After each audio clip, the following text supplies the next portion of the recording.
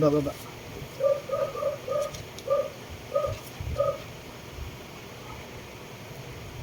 Baba lang po. Yung yan, yung normal lang po.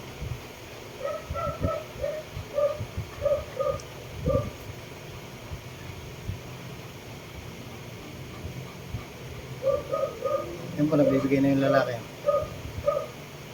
Na tibok-tibok.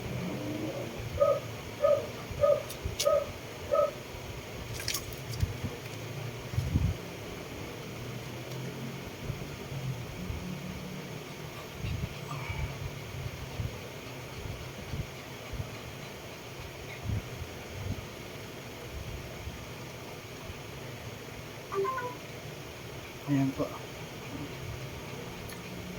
Pinakaano na talaga itong babae, no? Yung lalaki marunong talagang marako. Pero ito, sa susunod na mga session, okay na po yan.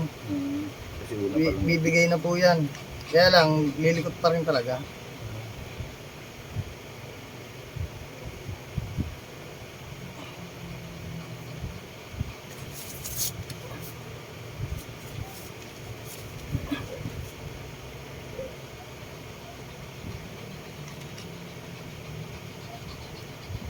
Tulak nyo nga po yung lalaki dito banda. Yung sa likod. Oo, yan.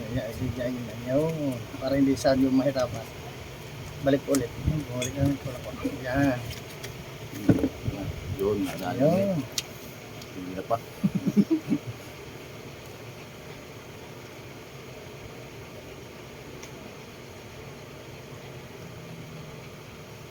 Ano po?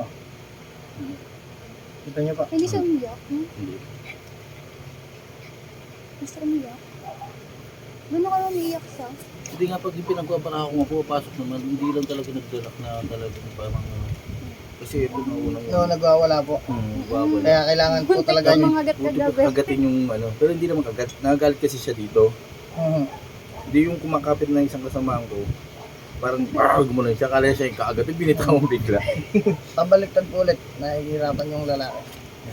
Yan.